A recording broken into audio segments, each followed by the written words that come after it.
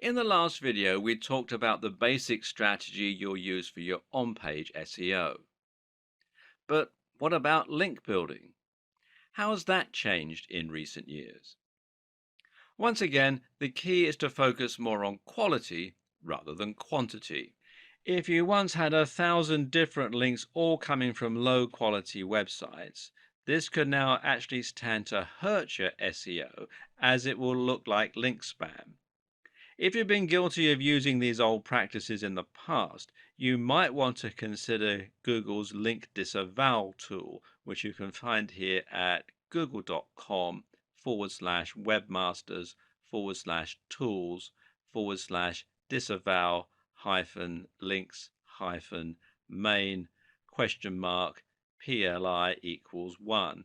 And there is a posting on Google's blog which explains how the tool works and everything, and you can read more about that at support.google.com /webmasters answer /2648487 HL equals EN.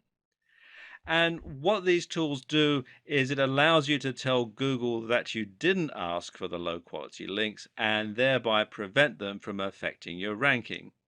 The fact that tools like this exist show that Google does still support good SEO, by the way. Once you've removed all your low quality links, you need to start looking for high quality links. Which ones are those? Simple. They're the ones that follow all of the advice that we gave in the last video on on-page SEO. These should be sites that are relevant to your niche stroke industry, but also ones filled with the very best quality content and which seem to have an entirely engaged user base. In other words, look for the very best sites in your niche. Make your site as good as theirs and then approach them for a link. The sites that Google will rank highest for a particular search term are the ones that appear the most relevant and that have the best content and the best design. At the same time, though, they will also be the ones that have the most trust. This means Google considers them an authoritative resource and expects the information on their site to be accurate and well written. This is something that sites like Moz have tried to quantify with terms like trust flow. However, there's no defined method of determining a site's trust, and instead we have to infer the best strategies for building trust, as usual. What we do know is there are some sites that Google trusts absolutely implicitly. These are sites like harvard.edu, BBC News, etc. And how does it know it can trust them?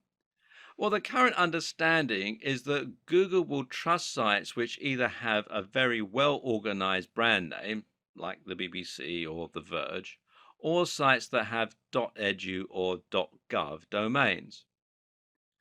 So, how can the rest of us thrive?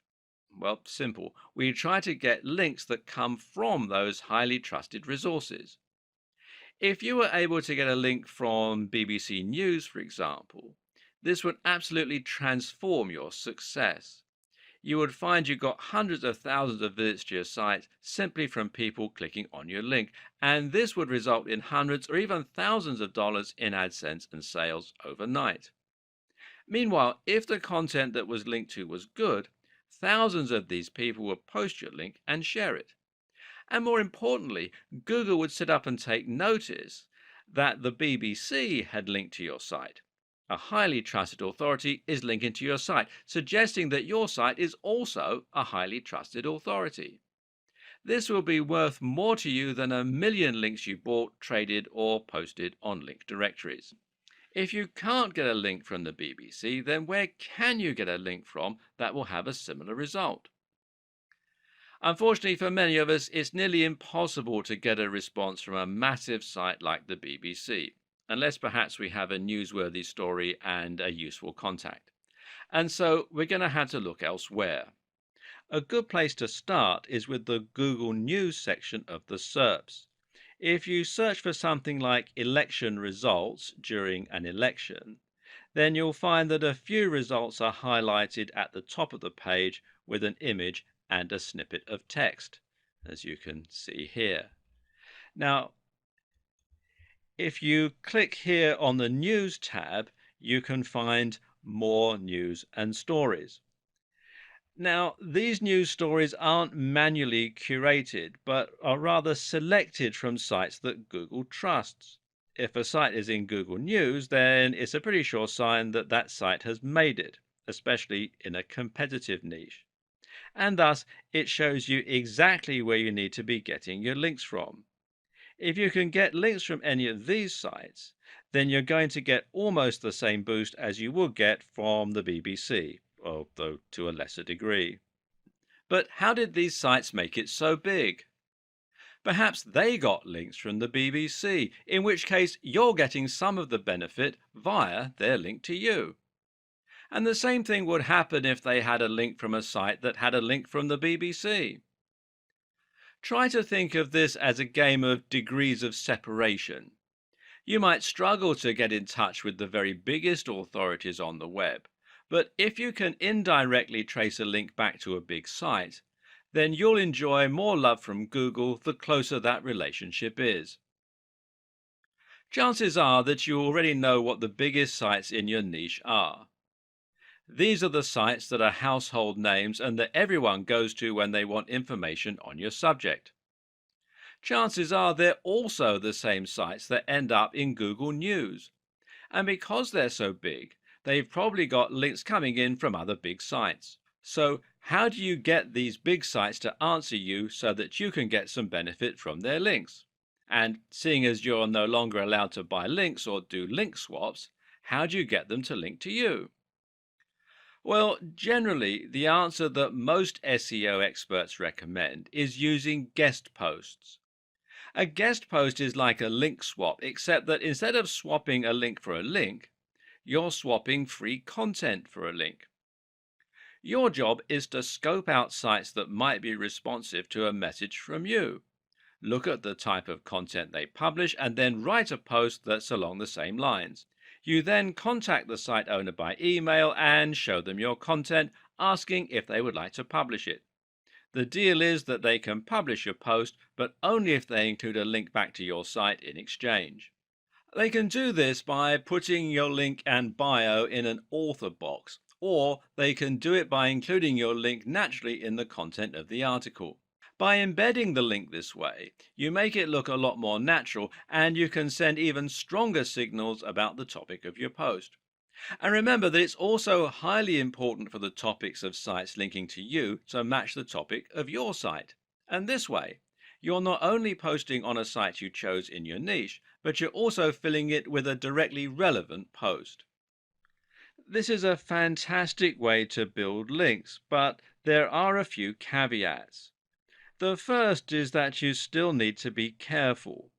Matt Cutts, who used to work on Google Search, has made it clear that the overuse of guest posting can still lead to penalization.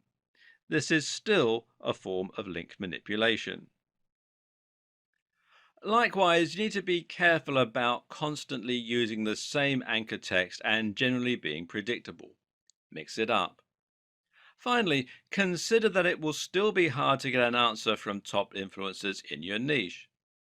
The solutions include making sure that your content and the sites you're linking to are great quality so that the creator will be happy to be associated with them, delivering real value in the guest post, spending some time developing a relationship first, perhaps by sending some emails and maybe by leaving some comments on their blog, starting relatively small and working your way up. Look for blogs that are just ahead of yours. Each time you succeed, your site will get bigger and you'll be able to approach a slightly bigger influencer next time. Use your existing contacts. Maybe you have a friend who owns a blog.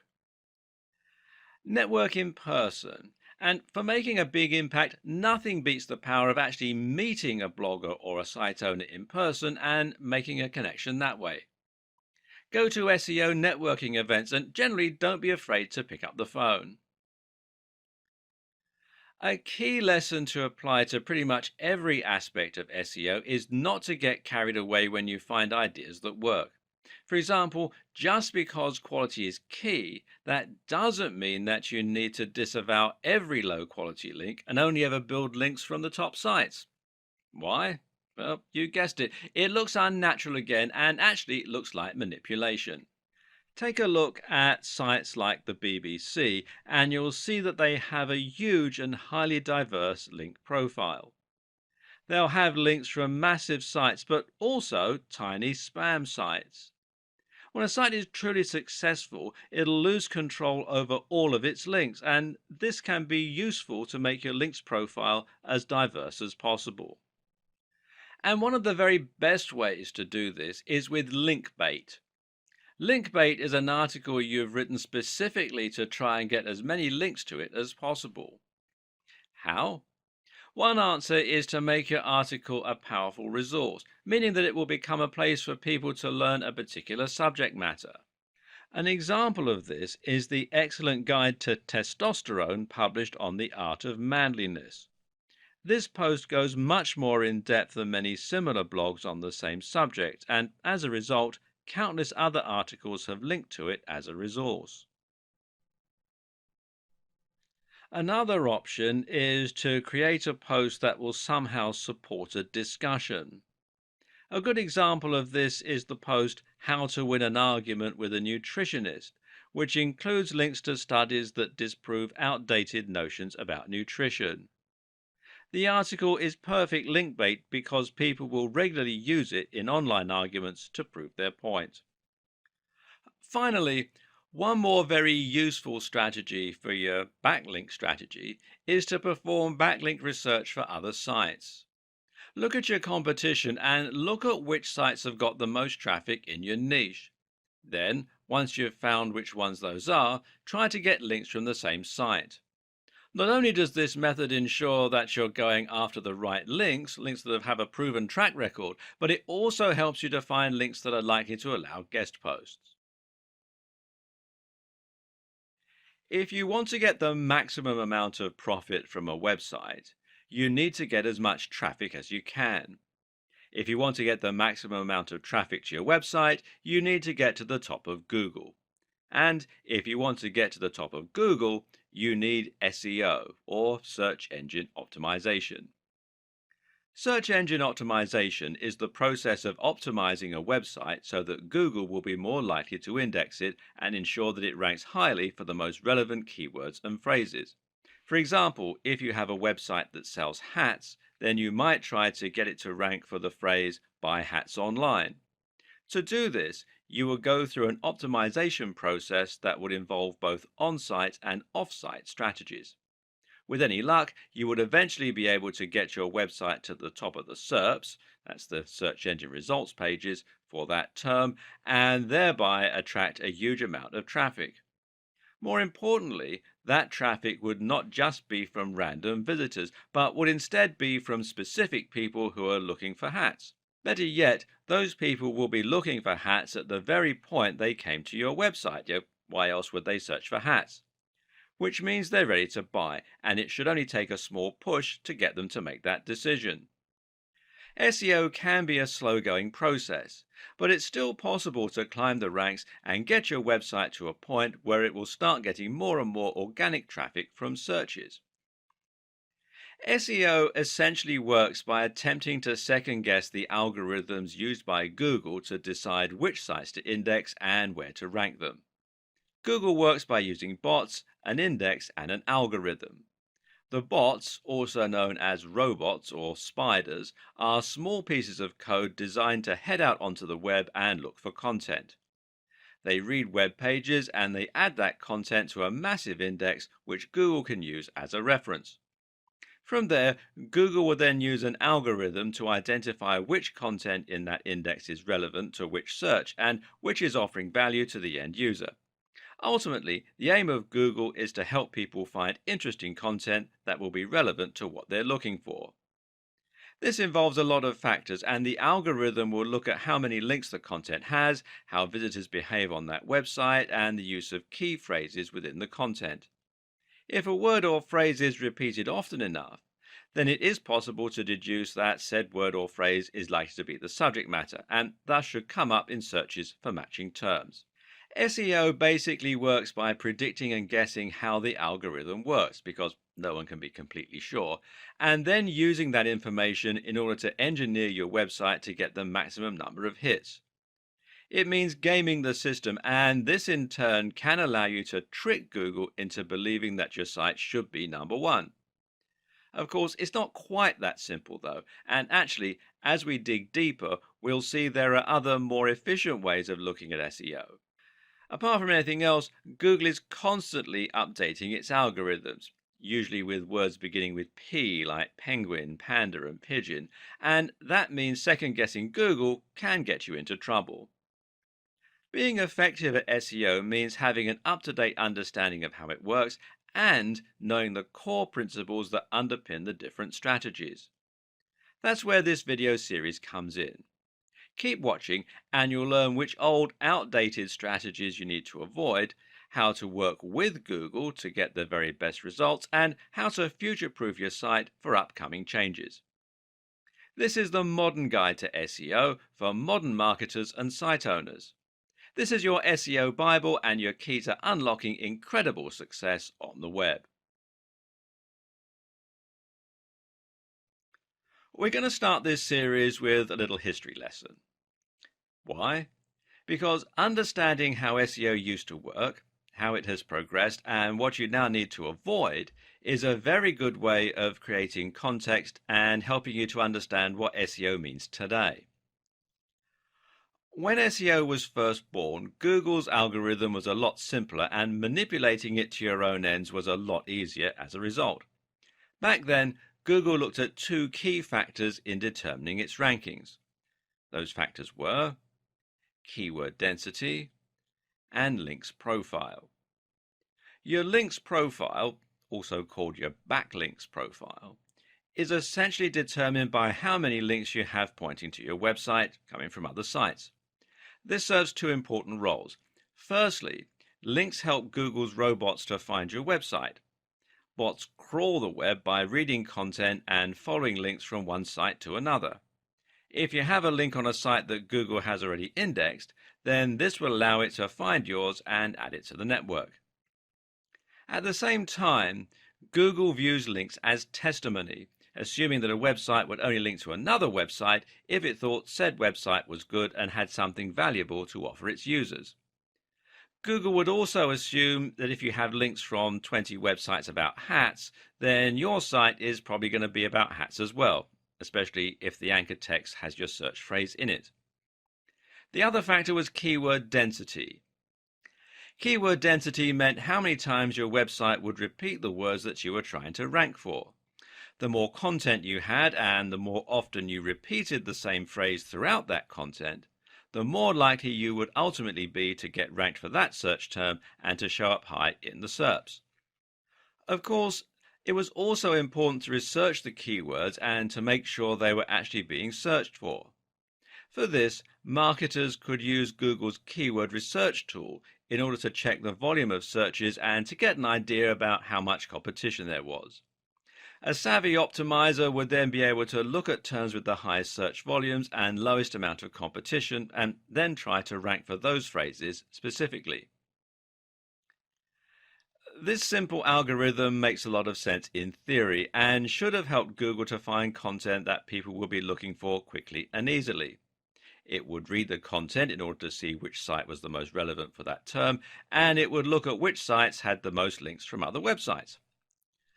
But the problem was, people eventually cottoned on to the way this worked and began to take advantage of it. Search engine optimizers realized that all they had to do to get to the top of Google was to create as many links and as much content, with keywords, as possible. So webmasters began to spam link directories and content farms, submitting their links everywhere they possibly could. They began to pay other content creators to place links on their pages, and they would also trade links. Most websites ended up with a massive list of links somewhere on one of their pages, and these would just be other random sites that had contacted them and asked to exchange links. Worse was what started to happen to content.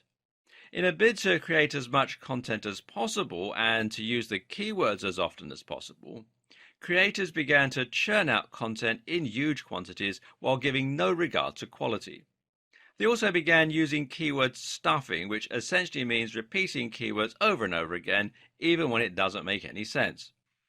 A typical website from the early 2000s might read, "Are you looking to buy hats online?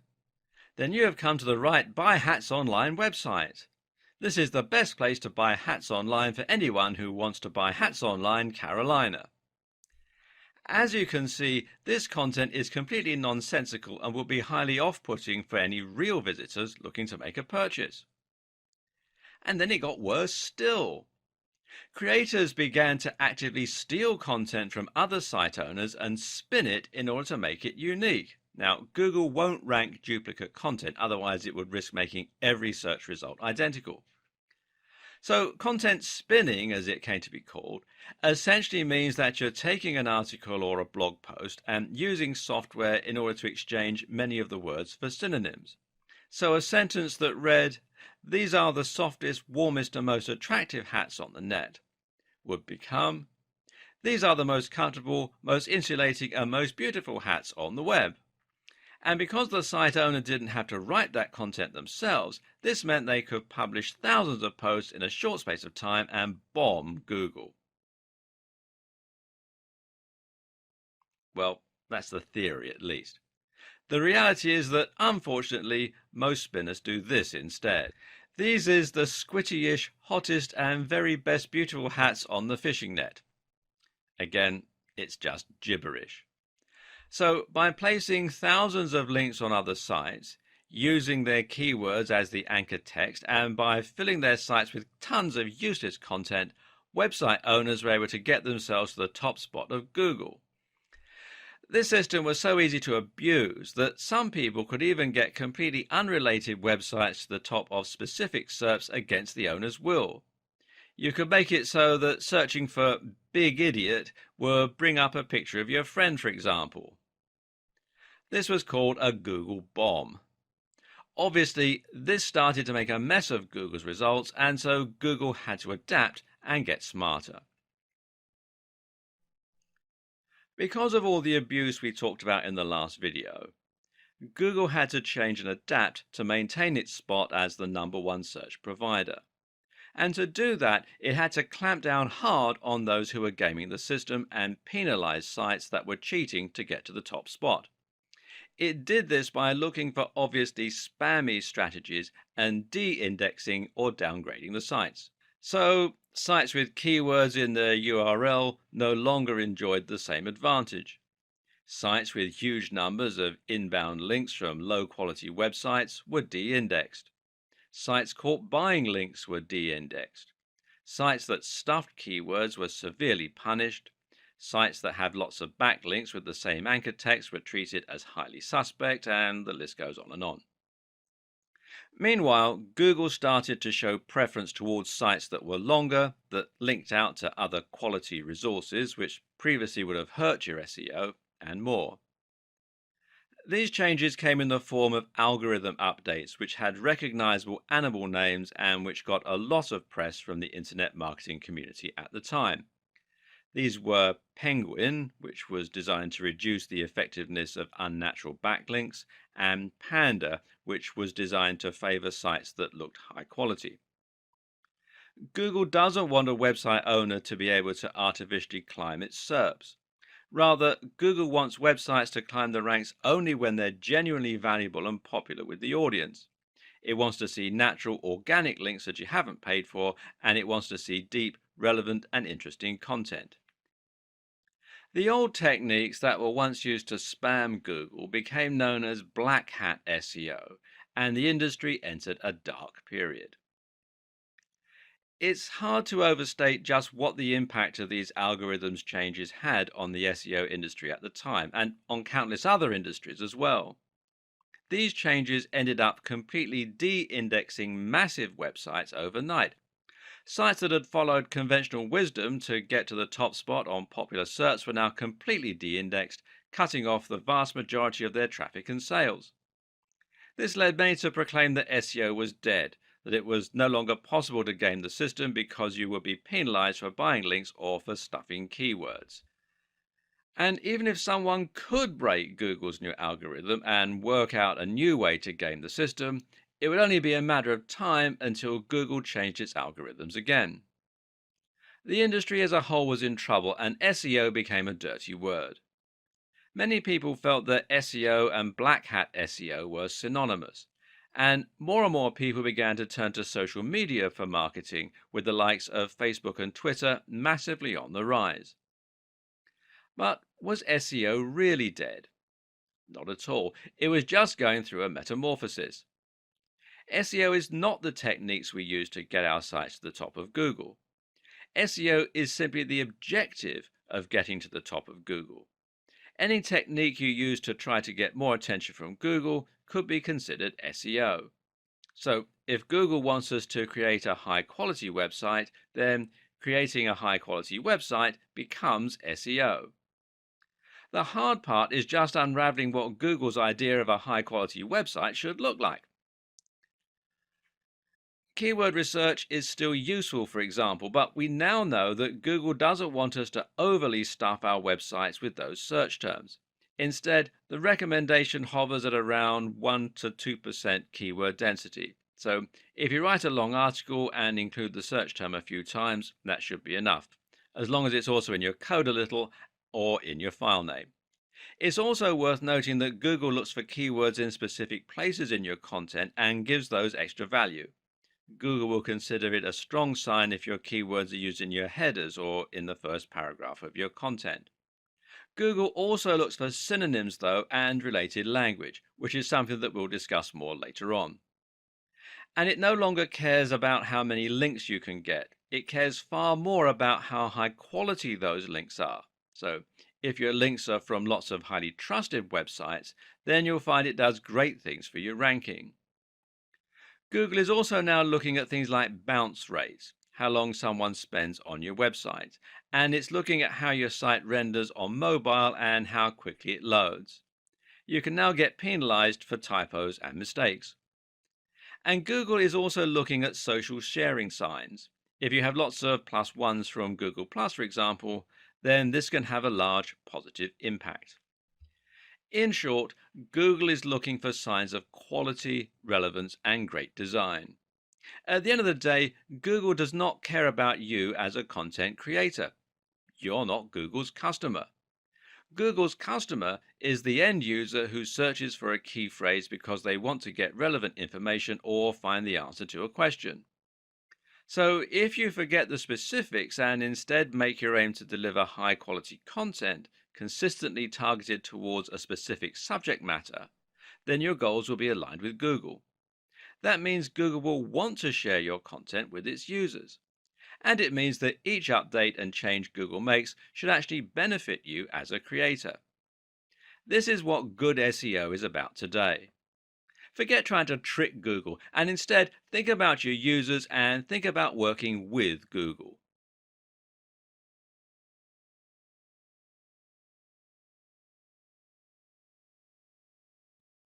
Regardless of all the changes that have happened, it's still possible to separate our SEO into largely on page and off page.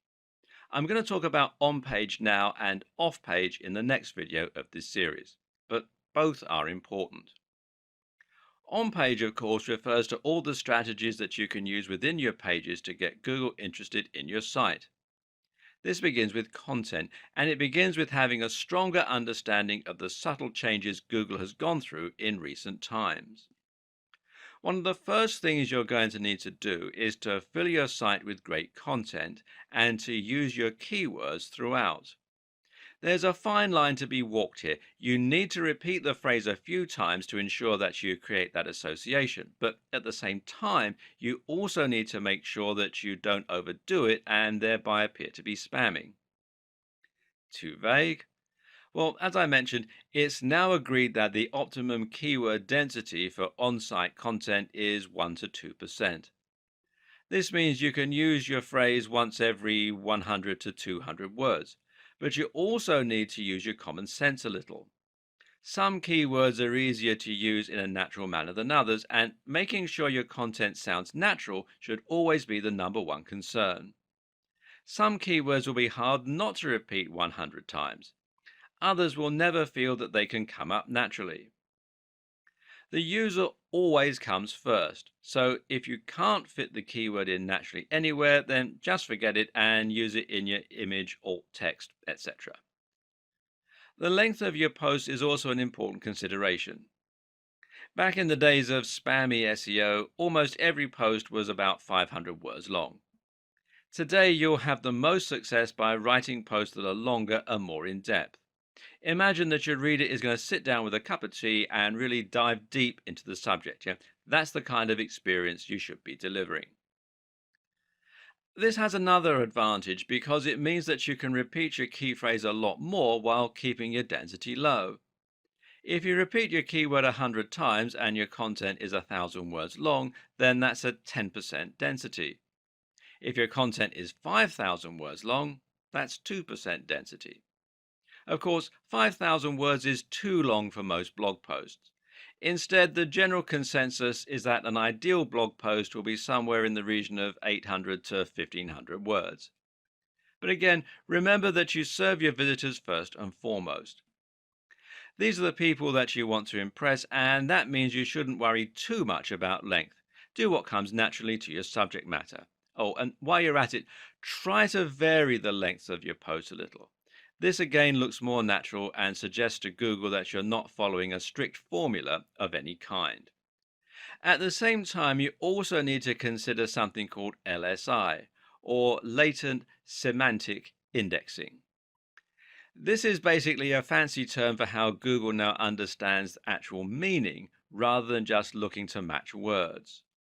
The way it does this is at least partly by looking for synonyms and related terms when trying to answer questions.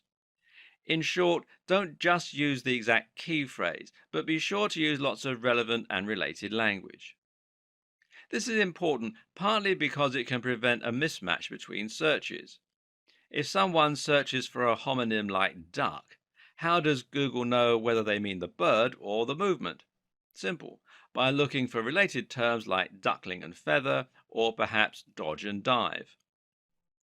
At the same time, the use of synonyms and related language again shows Google that there is a lot of content revolving around the same topic. It's not just a case of having mentioned the search term a few times in an otherwise irrelevant piece of writing.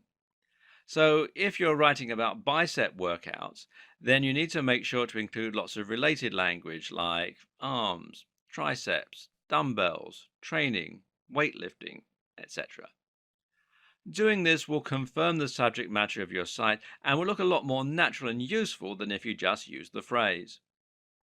And for the same reason, it can also be a good idea to use variations on your key phrase and to have secondary search terms.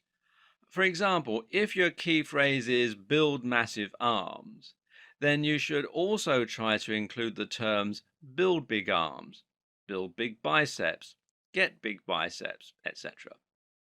Google now knows that this means the same thing, but won't be as likely to penalize you for keyword stuffing. It also makes you look like a better writer for your visitors. Essentially, try to keep in mind that Google no longer works by trying to match the search terms exactly in your content. You can see this yourself when you search Google. Search get big arms, and many of the results that come up won't actually include those precise words. Likewise, linking out to relevant sources might help Google to better understand the topic of your pages and posts, while also demonstrating that you're trying to provide extra value to your visitors. On that same note, you should also look at rich snippets. Using structured data, you can highlight to Google certain key elements of your content, like recipes, dates, company names, scores, etc. This helps Google show some of that information in the SERPs, the search engine results pages, and thereby attracts more visitors to your site. There are plugins which will let you do this easily, or you can do it through meta tags. Either way, you'll use this to do things like highlighting the ingredients in a recipe, or the show times of a play, or the score in a review. This is important because it lets Google understand your content even better than it is already able to do. Google is no longer just a search engine, but rather an AI. This is the direction that Google is heading, and being able to understand and utilize this might just be the key to SEO success in the future. Right now, using structured data and rich snippets will allow information from your site to appear right in the SERPs. This way, if someone searches for a recipe, they'll be able to see the ingredients for your version before they even click on your link. This means your listing will take up more space and demonstrates the value of your site. In turn, this means you're going to attract more clicks than a site without that information. The next element of on-page optimization is the site design itself. Using breadcrumbs, for instance, can help a lot, as can using alt tags for your images so Google knows what they are. More important is the actual function of your website. Does the page load quickly? Is it mobile friendly? Mobile friendliness in particular is something you absolutely cannot ignore today.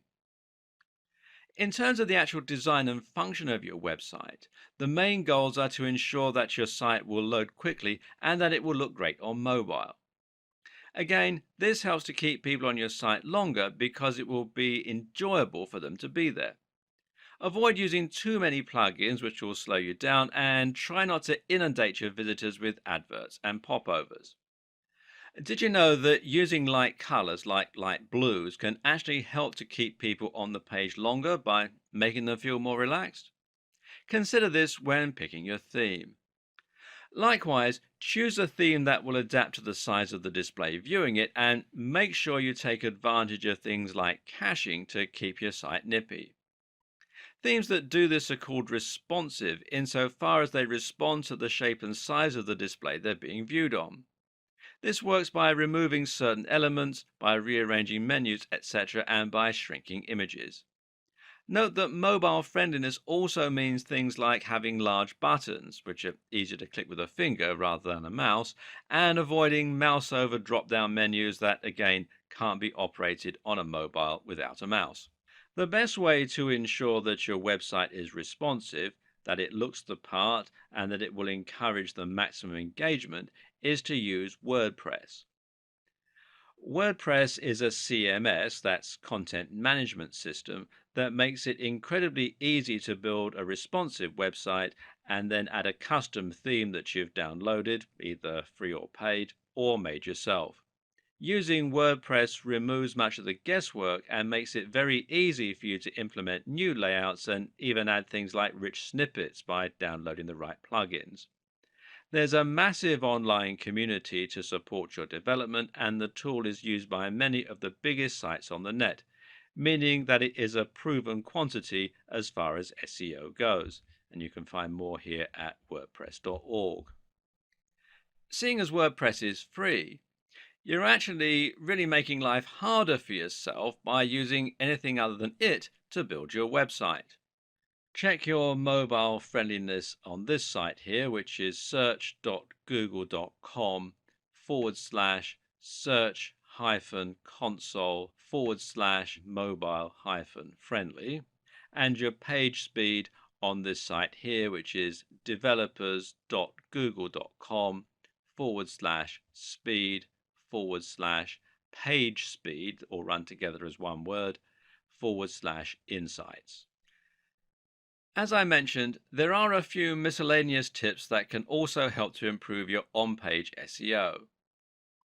For example, it's generally accepted that using copyright notices and legal disclaimers can be seen as a positive sign by Google that these will make your website look more professional and more like a real business. Think as well about how you're going to help Google find the content within your site. Having a sitemap can be very helpful for indexing, for example. And you need to avoid using images that have text in them, and definitely avoid the use of Adobe Flash, seeing as Google is unable to read that type of copy. You can also insert your search terms into your site code by including in file names, the file name of an image, for example, and including it in the permalinks. Now, these are the URLs of specific pages which should match the title of your posts. Then you have the behavior of your visitors. In other words, how long are your visitors staying on your page? Do they click a lot of internal links? Do they scroll down the page? Are they leaving comments? Google wants to see that your site is offering value to your visitors, and the best way they can do that is by looking to see if people are actually enjoying the content you've created. Your site design is all about getting your visitors to spend a long time on your page and then to interact with it. You can do this by using related posts and by making your comment section appear more interesting and easier to use. But you should also do it by simply ensuring that your site looks great, performs well, and is filled with interesting and relevant content. Try to avoid adverts or bad design elements that are going to instantly put people off and cause them to leave your website. Remember, Google wants to see that people are spending time on your website, and the best way you can ensure this happens is by making content that people want to read. Moreover, you need to ensure that content is presented in a way that encourages people to stick around. Forget dense blocks of text with no images. Instead, create content with lots of headers that's well spaced out and that uses large, beautiful pictures throughout. In terms of the actual writing, try to use a narrative structure where possible to really pull people in. Tell a story, use cliffhangers, and make it impossible for your visitors not to move down to the next line. Ultimately, it comes down to making sure you're providing the very best experience for your visitors, but doing so in such a way that Google can see and understand that that is the case. We've covered an awful lot of ground and even speculated at what the future of SEO might entail. At this point, you may be wondering where to start and how to put everything you've learned into action. So let's simplify for a moment, shall we? Here are our key takeaways. First off, Google is getting smarter to the point of becoming an AI with a lot of personal information about its users. Google is increasingly understanding what content actually means rather than just what it says. You should not try to trick Google. Work with Google to provide your users with the most relevant, well informed, and entertaining answers to their questions. Prove that you are trustworthy by connecting as closely as possible to high authority sites. Use structured data to further explain your posts. Don't keyword stuff. Write naturally using synonyms, relevant terms, and lots of nouns. Build a brand and focus on consistent quality. Post regularly and build the trust of your users with content marketing. Use guest posts and aim for the sites that have Google's trust already. Think of SEO as one small part of a much more cohesive marketing strategy. Combine excellent posts with social sharing and link bait. And finally, measure and monitor what is working and update your strategy on the fly. Another tip is to make sure you do your research and examine which terms to target before you set out. But even more important than that is to choose the right niche. This means picking a niche that has a large enough appeal to give you a big market, but at the same time, it means picking a niche that won't be too competitive for you to make any dent in. Look for subject matters that cater to a specific audience and that people can really get passionate about.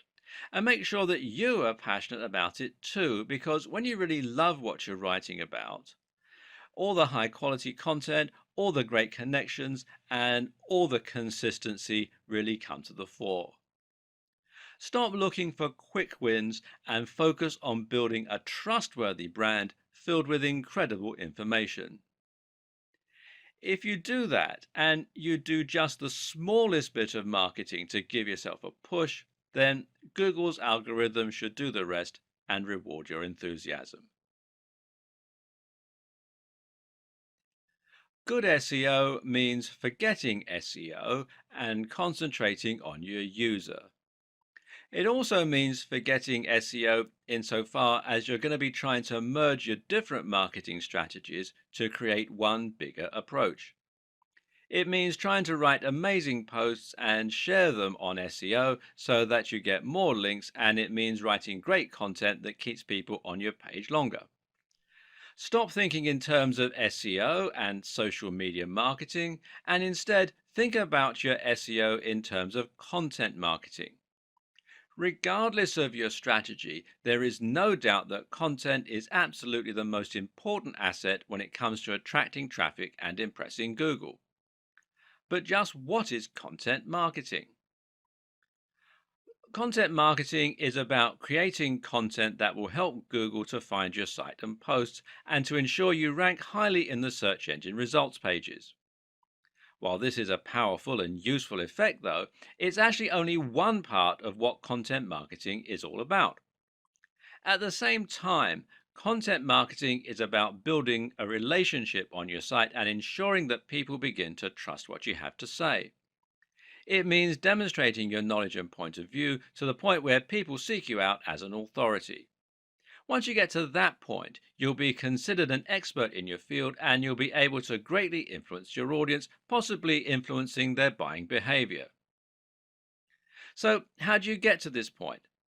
Well, the key is to think about the sites and blogs that have influenced you over the years and the ones you read regularly. This isn't about building trust with Google, but rather it's about building trust with your readers so they want to keep coming back. The main thing normally is delivering value. Each post you create for your blog should provide some useful and or interesting information that is actionable. At the same time, it should offer something that isn't available elsewhere, and it should be in-depth and comprehensive. This differentness is incredibly important and is something that all too frequently gets overlooked. If you're trying to stand out in a crowded niche, say the fitness niche, then it's not enough to simply write posts on how to get abs or how to lose weight. There are countless articles out there with the exact same title and subject matter. Instead, you need to concentrate on offering something that will be different, which might mean writing about an entirely new training method, or it might mean writing about something that examines the psychological motivation to train. Always ask yourself, would you read that content?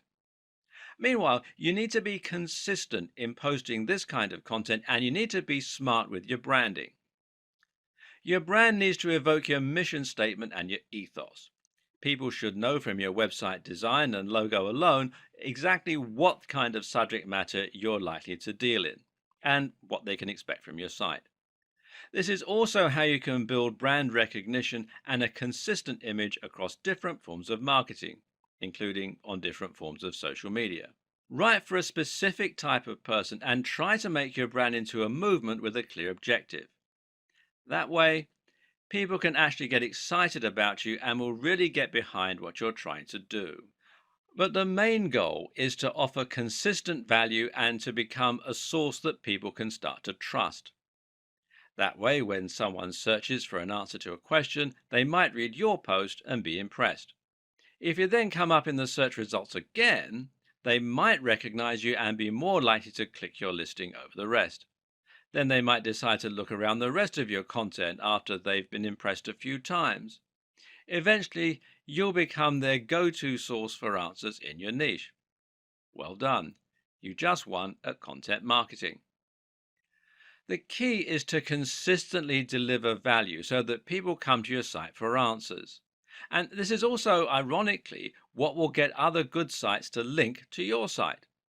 This is the perfect example of emergent SEO. In this case, you're working with Google by writing amazing quality content, and Google is rewarding you. This is how you truly grow in an organic way. And content marketing like this also makes a lot of sense from a business perspective.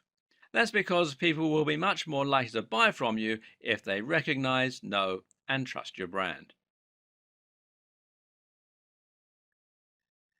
If all of this is sounding a little complex, you might be considering skipping the hard part by outsourcing your SEO.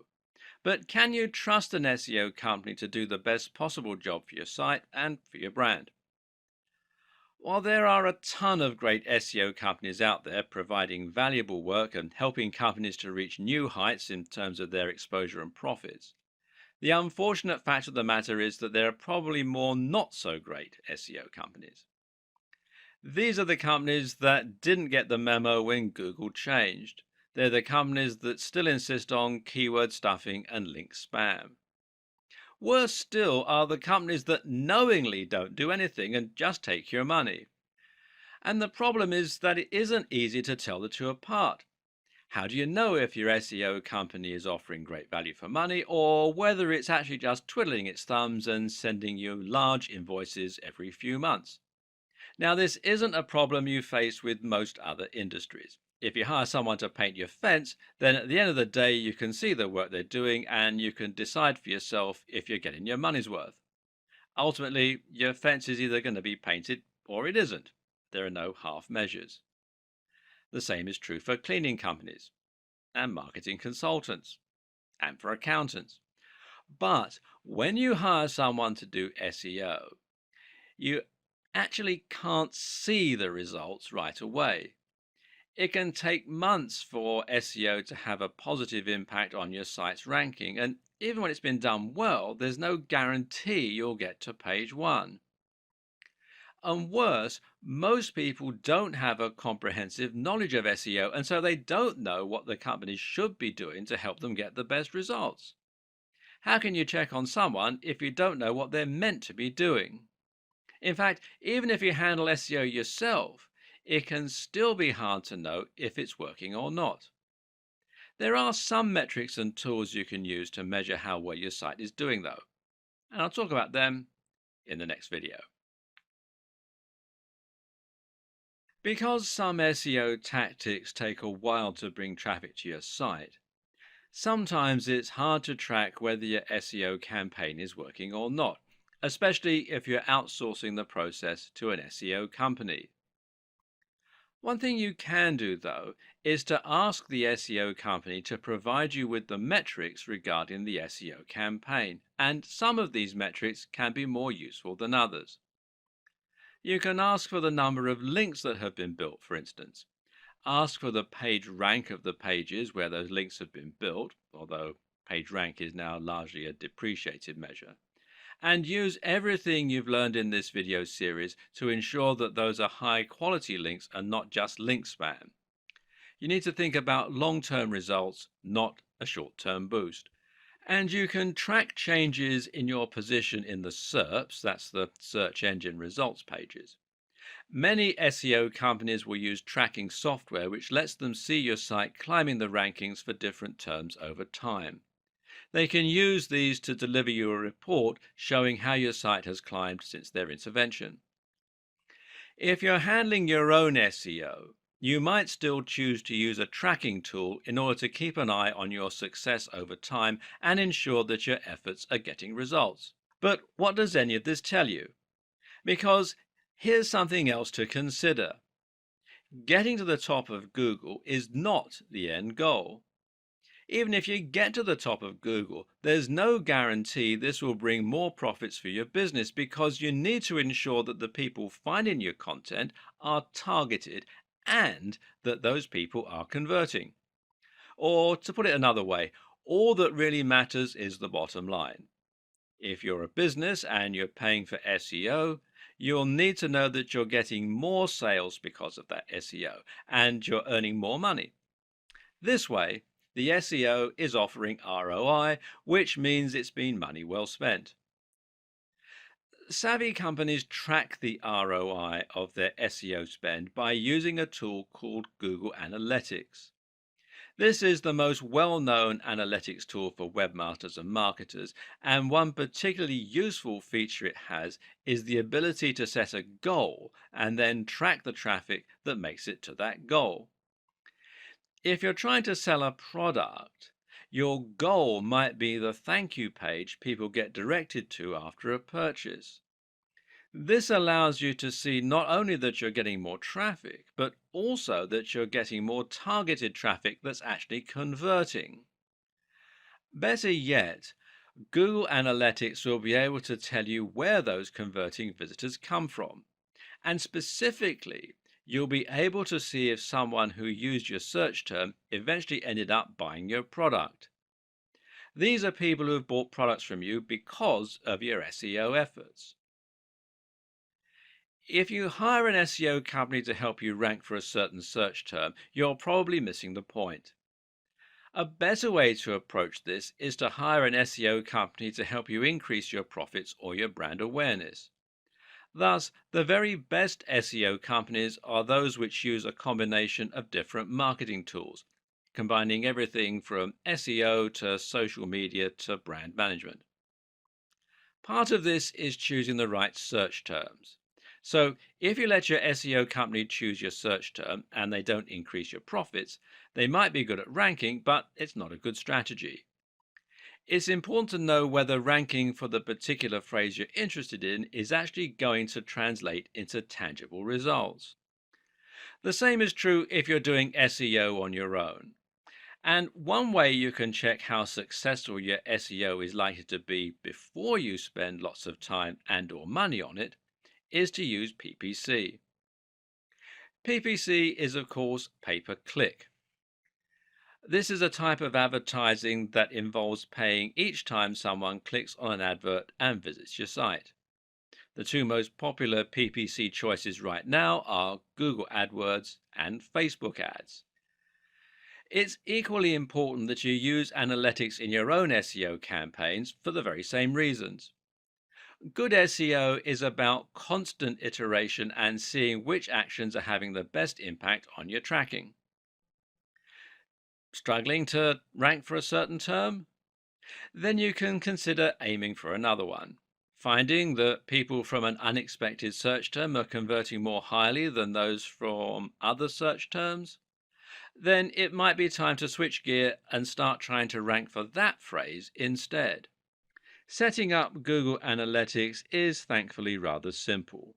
First, you need to head over to Google Analytics, which is google.com/analytics.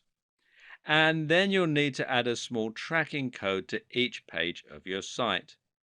If you're using WordPress, you can also use a plugin to do this. Then you can set up your view, which will let you choose which stats you want to look at. Some useful things to look at here are your audience overview, and this is key data regarding who is looking at your site, which can help you to better target specific demographics. Acquisition, this is where your traffic's coming from. Real time, which shows you how many people are on your site right now, and the aforementioned goals. With what we've covered so far, you should now know everything you need to know in order to begin a modern and effective SEO campaign. The problem, though, is that, as we've already mentioned, SEO is something that is constantly evolving and changing. We already know that Google has a lot planned for its search algorithm in the future. And the first big change we can expect to see going forward is the introduction of a real-time algorithm. This means any changes made to your site's SEO might be reflected immediately in the search results.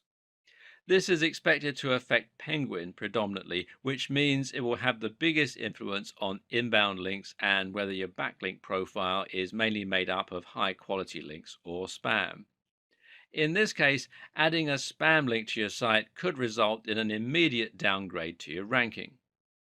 Likewise, though, the reverse could also be true. Using the disavow tool could help you to see an immediate recovery, while a very good link could result in an immediate boost to your site. It's also not too much of a stretch to expect that in future we might see this start to apply to other aspects of SEO, including the ranking of sites and pages. We already see newspaper stories appear very quickly in Google's search results. So, what should you do to make sure that you'll benefit from these changes?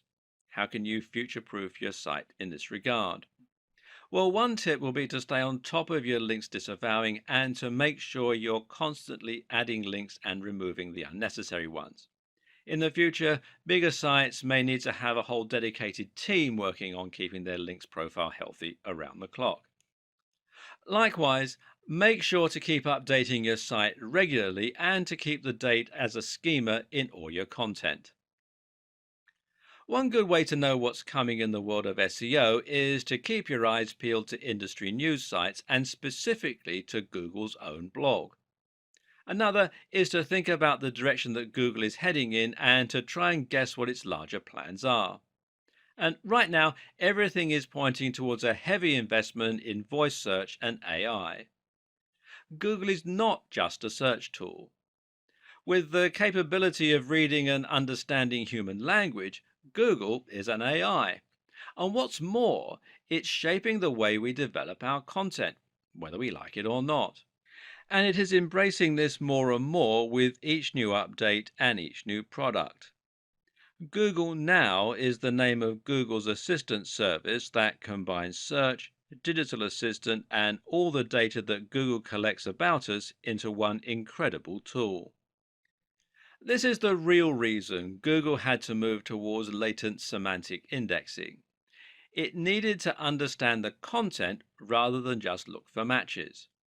And this is why Google needed to start using rich snippets and structured data so that it could understand the key facts from the web. This is what allows Google to use its quick answers box. Ask Google, how old is Barack Obama? And it won't just bring up a website, it will tell you. And Google also has localization and previous query functions. These allow it to suggest searches based on what you had previously searched for. For example, if you often research a particular celebrity, then in the future, Google might recommend searches relating to that celebrity. Google's personalized search also takes this into account, while its local search ensures that it will also be able to find results that are relevant to the area you're in. All of this combines when you use Google Now via voice search through Google Allo or Google's new Pixel phones.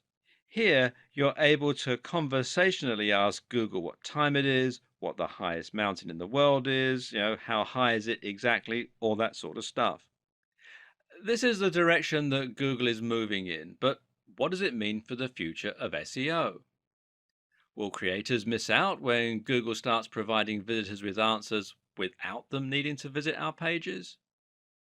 For now, creators can start to focus on the Google Knowledge Graph, which is what powers many of the more complex components on the SERPs.